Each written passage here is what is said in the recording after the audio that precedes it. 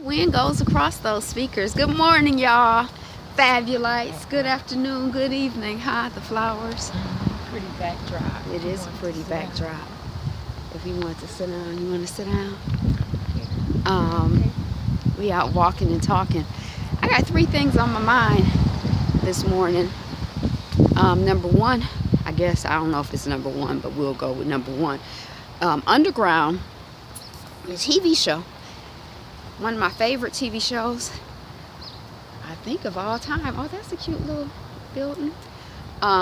We knew that it was in danger of being canceled, so I guess the word went out yesterday that it was canceled by WGN. Is that WGN? Yeah. Is that the network it was on? Yeah. So it's been canceled by them. They've been taken over by or purchased by or whatever through some business dealings. They're different. They don't want to do original programming any longer. And I heard that they were trying to be foxier than Fox. They want to do conservative news and compete with Fox.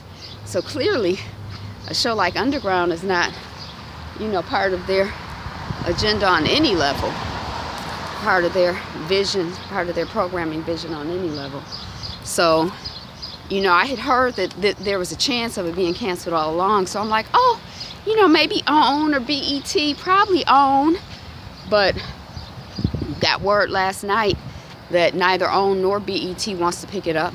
I wouldn't necessarily expect BET to pick it up because, I wouldn't expect anybody to pick it up because it's not their project. So nobody is obligated to get it, Ooh, look at this.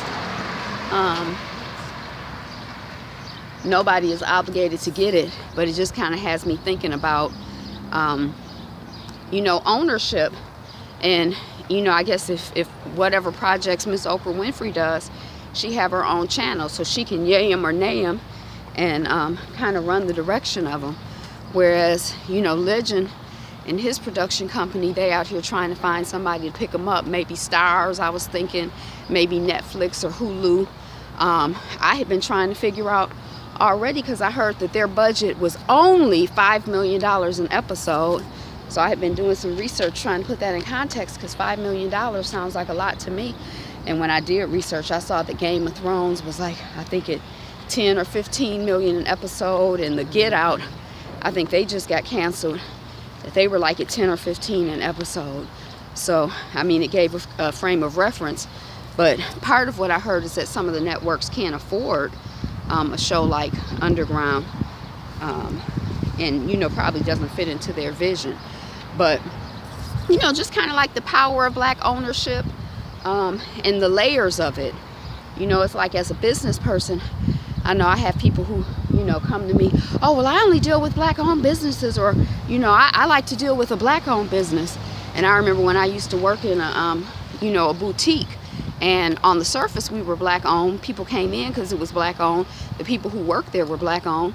But all of us who were buying products and reselling them, for the most part, we were buying them from non-black folks. Mm-hmm. A lot of the African clothes were from Indians. A lot of the, the crafty type projects were, from white folks. Of course, some of the stuff was black owned, but a lot of it was not black owned. So just, I was going to say, were you finished? I didn't want to interrupt you. No, just the layers of being black owned. Because as a Mary Kay consultant, I buy my stuff wholesale from the company Mary Kay, but I'm a black business too. When you support me, you supporting at least one layer of black ownership. Which way you going? I guess toward the light. So what were you going to say? I was going to say, no one had ever heard, at least I had never heard of WGN before Underground. So they wouldn't have been able to even get the sale that they got and make the money that they're making and go in the direction that they're going were it not for Underground. I don't know if you could hear that. I'm just going to repeat it because that was something that I saw a lot of people saying on Twitter.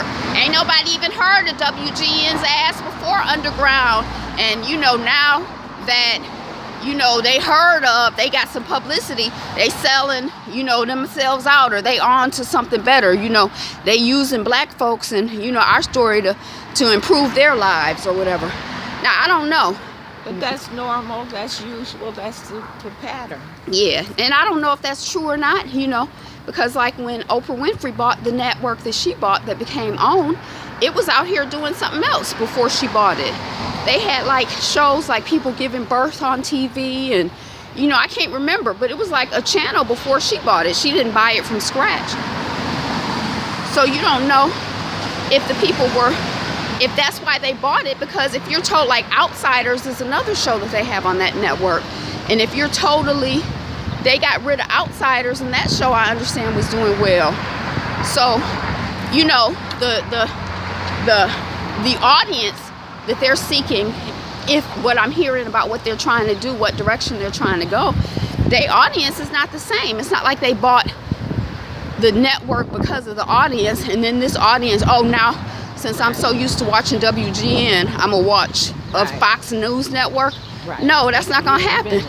And I never watched WGN unless it was underground anyway, right? They're gonna reinvent it.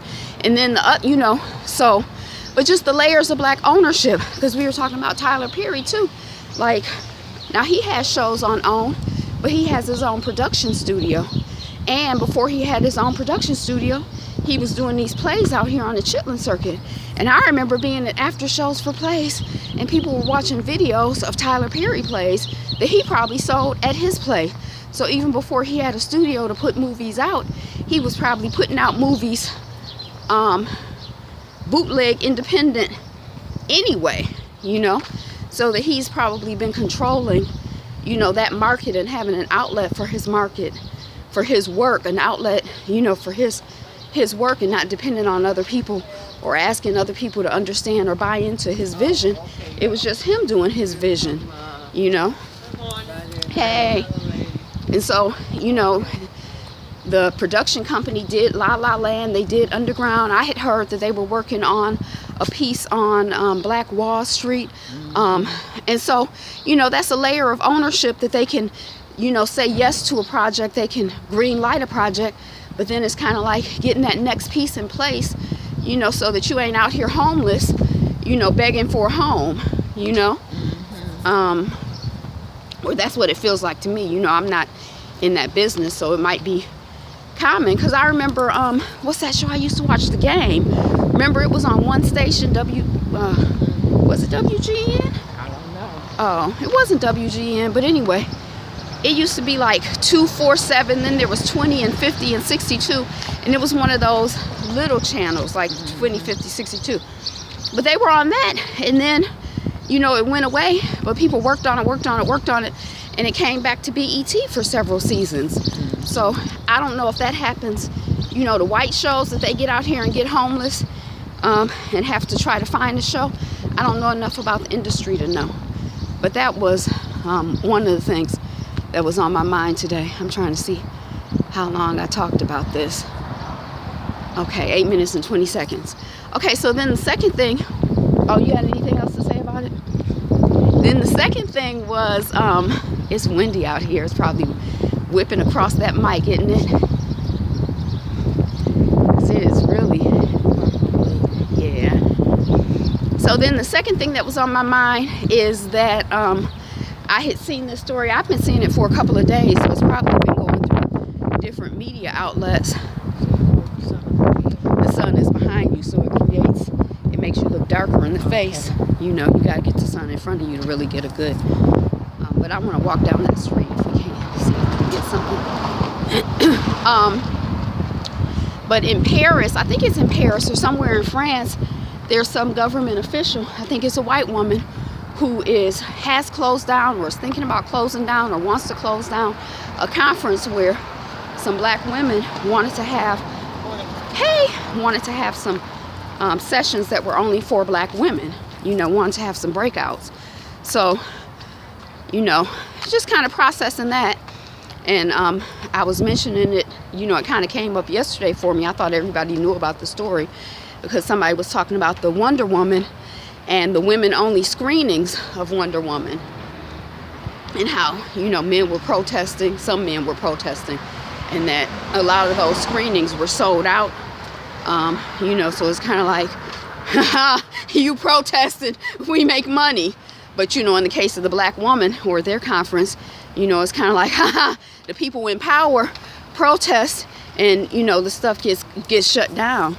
Ivy was saying that, you know, well, they'll probably have some other place to break out to. You know, some other place to break out to. No, I was saying I hope if they cancel the conference, if the women go ahead and have their meeting. That's all. Mm-hmm. And I don't think it was an all black women's conference. I just think they want to have. It's not right. My understanding is that it was not, that it was just that breakout session. So I'm saying if people are there anyway, hopefully the black women will get together. Yeah, I didn't think it was a breakout session. I thought like there was like 80% of it they wanted to have, you know, some alone time. But also just, you know, as a colored person in this society or whatever, you know, how it's kind of like, how many times have I been to places or been in situations where it's like the whole daggone thing is a white male breakout session. And I'm like, you know, the only lone woman there, the only lone black person there. And it's like when you in the extreme minority, you know, as a woman and as a black person, research shows that you're much less likely to be vocal and have a voice and participate, you know. So even when you do have think of how many sessions where it's no blacks, no women. Right, no blacks, no, right. Those are the ones I'm not at because I'm a black woman. So anyway, that's that story, and I'm gonna put the link for that story in my comments. I thought everybody had heard about it and I just hadn't chit-chatted with anybody about it. But Griot, I saw it on Griot last night, the Griot. So it's probably gone. You know, probably some blogger I follow covered it. You know, it's probably gone through a lot of iterations in my news feed because of the types of news I follow. And then the third thing you had mentioned is this uptick of violence by, you know, angry white people against, you know, colored people, overt and, you know, verbal violence. Yeah, I'm not sure if it's an uptick so much as a increase in people with cell phones that videotape that stuff and publicize it. Mm-hmm. I don't know. Yeah. But people certainly seem to feel emboldened. They feel emboldened, and I'm also trying to figure out, you know, why they so mad. Because, you know, from one perspective, you could look at it like, you know, you're winning. You know, 45 is in office. You know, you winning. Why you mad, you know, at the losers? But, you know, if you have bully tendencies, I guess, you know, that's how you roll.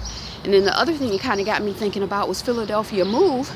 And when I saw a movie or a documentary about it, maybe last year sometime, and I'm like, all of that bombing of people and fire hose and all of those resources, federal, you know, not just city, local resources, but state resources and maybe national resources to go after maybe 12 grown-ups and 8 children. I mean, that's what we're doing now. It's, you know, that's that big a deal that, you know, this small number of people is that big a deal that we have to use, you know, that amount of resources on them. It kind of surprised me, and it kind of made me think, maybe stuff that you think is not a big deal, like, oh, it's just a small group of people organized and resisting. Maybe that small group of people organized and resisting is a very big deal. Look at Nat Turner. Mm-hmm. And how, you know, that's a small group of people. They had a resistance, but the impact was so far-reaching, and they were, you know, just so afraid and, you know, just so upset, right? And I thought, oh my gosh, they probably killed like 1,000 people, and I think it was like 60, 65, you know, at most white folks that were killed. And, you know, shoot, they killed 65 black folks you know, on a good day on the planet. You know, I'm sure in that township that wasn't nothing, but it was like that was a big deal. So anyway, you know, that's what I'm thinking, that, you know, these people are mad and upset and angry, and I can't understand, but sometimes they can see and understand or feel it's like in their DNA that, you know, stuff, the significance of stuff, and the danger of resistance or the danger, like, oh my gosh, a brown person happy, kill him, beat him, don't let him smile, where you think, well, dang, can't we just smile? No, they don't want, every little thing is significant to, some of these people, maybe on a DNA level that, you can't understand in your heart or, in your mind, so. Roland Martin was talking about mental health today. And he had a guy on there who had started smoking marijuana when he was 11, heroin when he was 17. He spent the major part of his life in and out of jail, in and out of rehab. He said he went to 35 different rehab facilities. Nothing helped. He went to one mental health counselor or professional, got the help he needed for his underlying mental condition. Now he's like, got his PhD teaching, Wow. Writing books and carrying on. So when you think about the post-traumatic slave syndrome, it didn't just affect those people who were kidnapped and enslaved. It also has an impact on those people who are perpetuating the violence. Yeah, they say you can't hold somebody down without holding yourself down. Right. So they have all kind of jacked up violence in their DNA. So at some level they can't help it. Oops. Y'all still there? Okay. Sorry. My arm got tired. This is hard job out here. Yeah. And racism is definitely, a mental illness. I mean, this society is so crazy. It's just, it's so many mental health issues layered upon mental health issues, layered upon mental health issues, and the things we think are normal or sane or, Right.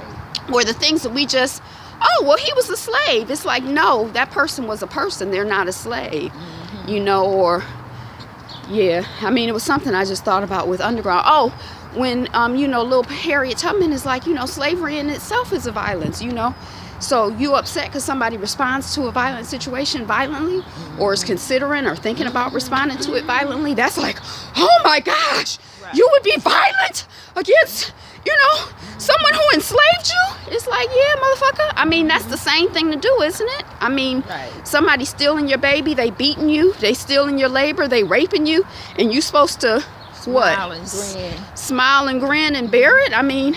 Right. So, I guess since we loop back around the underground, we can understand why it's going to be, a challenge perhaps, for it to find a home, out here in the world. But it always has a home in my heart. Underground always has a home in my heart.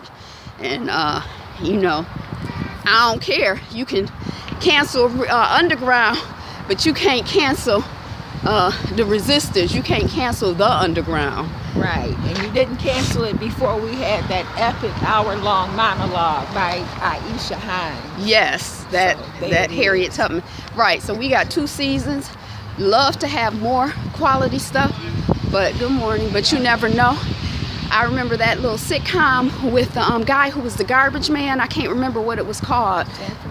No, it was it was like set in Baltimore, and it was a chubbier. You've seen him at the National Black Theater Conference. He was a sanitation worker by trade. And, your girl from Detroit, Ella Joyce was on it too. No, Rock. Now, when that show first started, he had a job as a sanitation worker because that was the job he could get. But at some point in the series, they changed it to like have flashbacks of him being a child and loving to dig through garbage and pick garbage, like, oh, I've just always loved garbage and wanted to be a sanitation worker. That's when the quality of the show started going down and getting ridiculous. So that's when I noticed, wait a second, this is some bull. So, we can't just be begging for, the show to stay on for any purpose, because you never know, what kind of propaganda BS people are going to be trying to advance under the banner of Underground once we've come to love and trust, the writers in the show to a point. But anyway, that's what I got, Fabulites. Be you. Be fabulous. Be fabulous, you. And remember, Today is the best day ever. Peace.